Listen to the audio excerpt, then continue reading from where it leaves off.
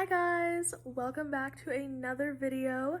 My name is Chloe if you're new here, and happy Sunday. I just wanted to go ahead and thank you guys real quick to everybody who's liked or subscribed, whether you found me on here or you found me on TikTok and decided to come over and subscribe. Thank you so much, and I hope that you're enjoying my content. If there's anything that you want to see or that you feel like I should touch on, let me know in the comments or on my TikTok comments, whatever. My handle on TikTok is Coffee with Chloe. If you did not find me over there, you should check me out because I post daily about writing, reading, and some lifestyle stuff. Today we are continuing my series about the books that I read this year and kind of re-rating and thinking about them and giving out new reviews. In the last video, I covered March and April.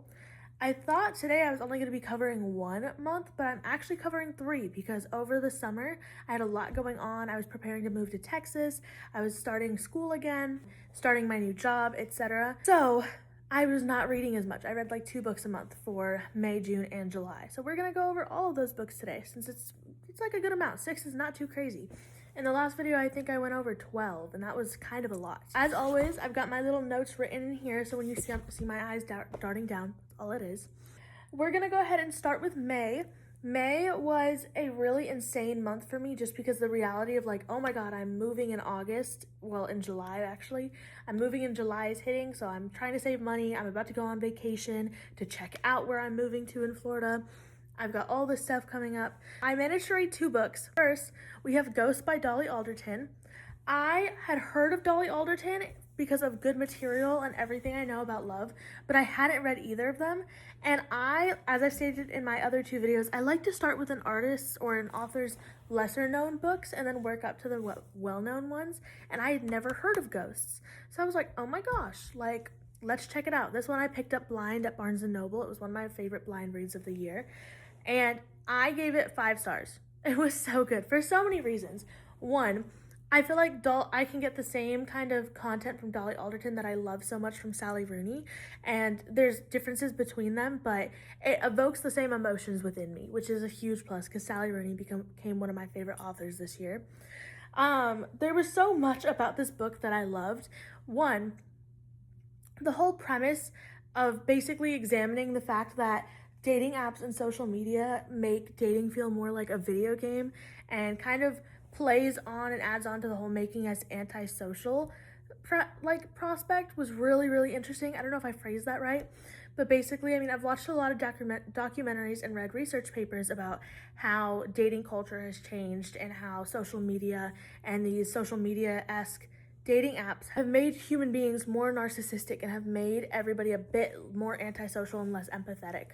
And this book expands upon that, specifically also in like combination with the idea of women and men's roles and how they should behave, and how some men, or a lot of men, like the point of this book is that there's a lot of men out there that are treating dating like a video game and not caring about the women that they're hurting in the process.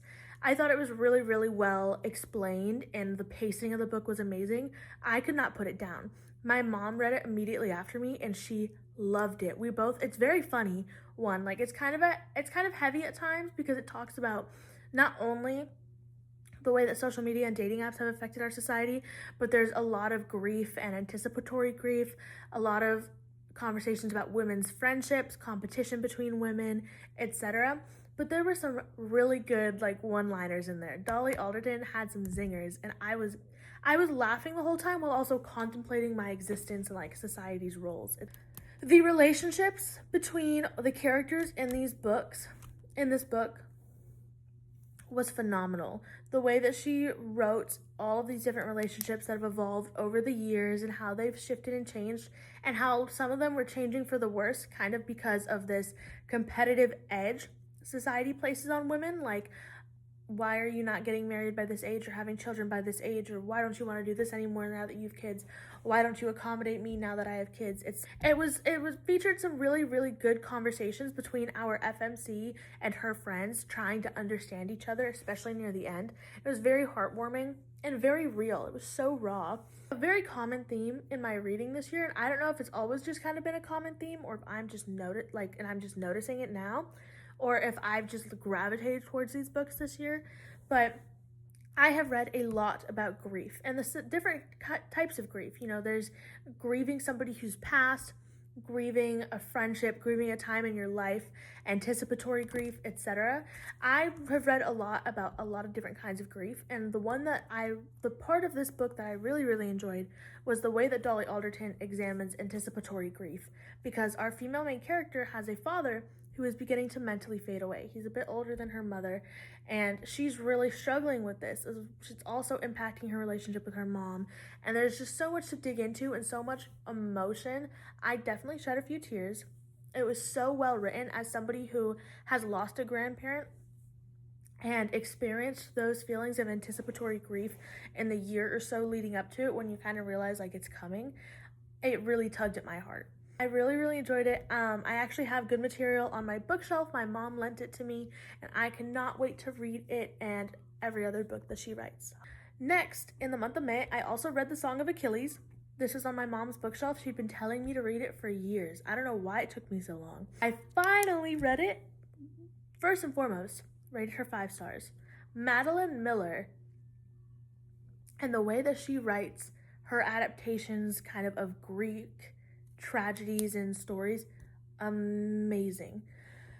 There's so much to unpack. So first of all, let me just say, I know nothing. Like, my knowledge of Greek stories and of like the Iliad and the Odyssey, very, very, very limited, if there's any at all. So I'm not rating this book based on how it compares to the actual Greek tales. Let's get that out of the way, because I know there are some people who really, really like Greek tales and did not like this book because of how it compared. I'm not comparing them because I know nothing about Greek tales or Greek mythology. I know like the very bare basics, if that. I'm just rating this based off of how I read the book and their relationships and what I thought about Madeline Miller's writing. Ancient Greece was horrifying for women. It was kind of scary to read about some of the dynamics, like, oh my goodness.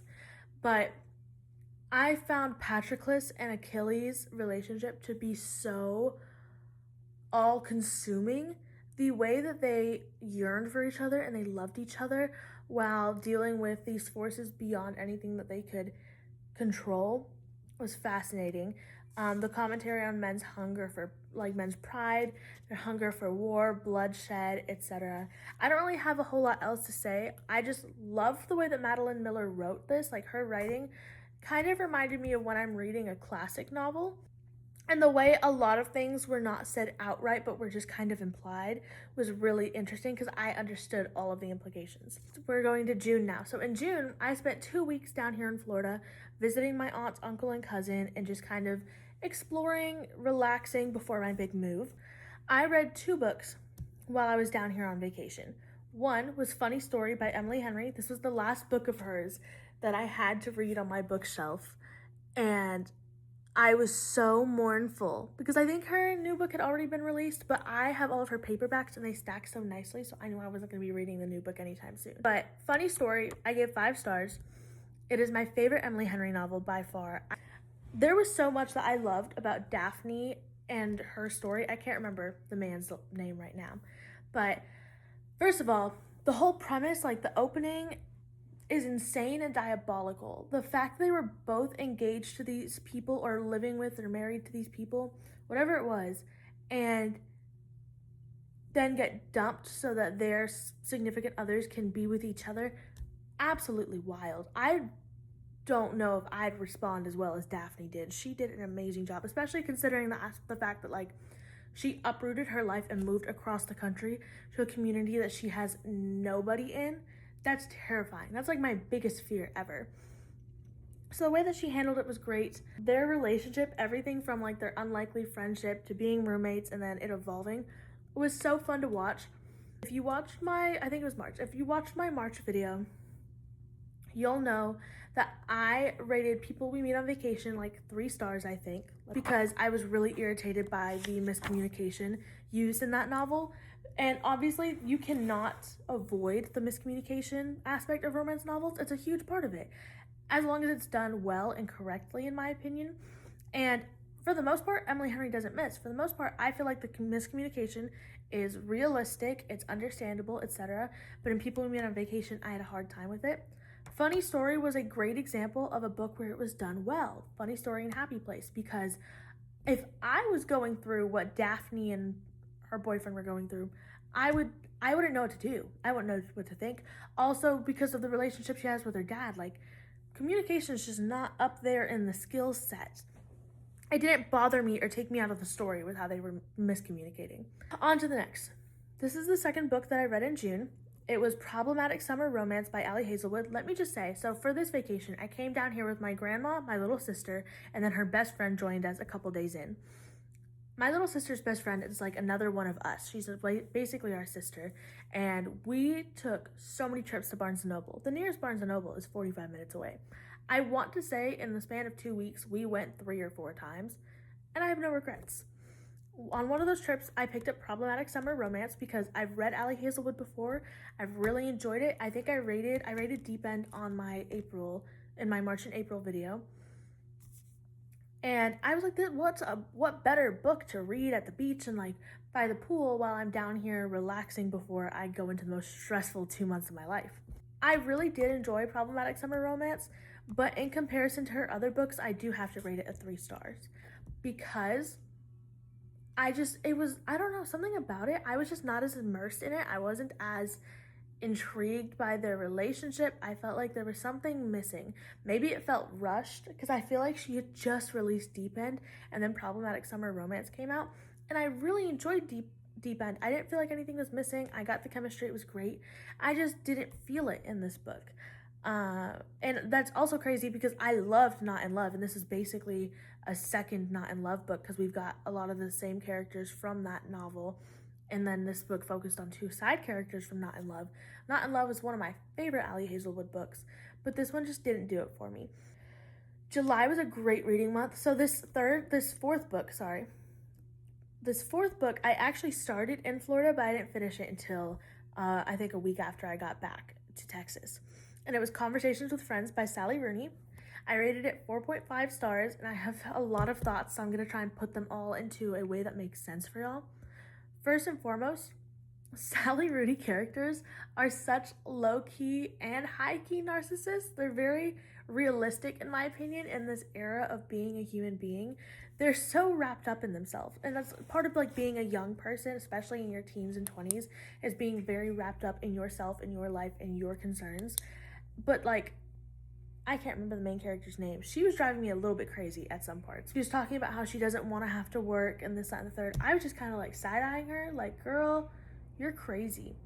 Anyways, I thought that one thing I loved about Normal People when I read it back in February was the way that Sally Rooney incorporates real world important conversations into her novels, because it makes them, first of all, it brings attention to important problems like the Israel-Palestine conflict, and 2, it makes it more realistic. I hate when I'm reading a book and I'm just like, y'all have no depth. It adds a level of depth to the relationships, to the a level of intellectuality, is that a word?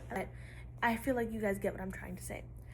It just adds something to their relationships, and also it fleshes out the world, and it brings attention to very important topics. One of the conversations that stuck with me in this book was, so these characters all live in the UK somewhere. I don't remember exactly where this takes place. I want to say it takes place in England or something.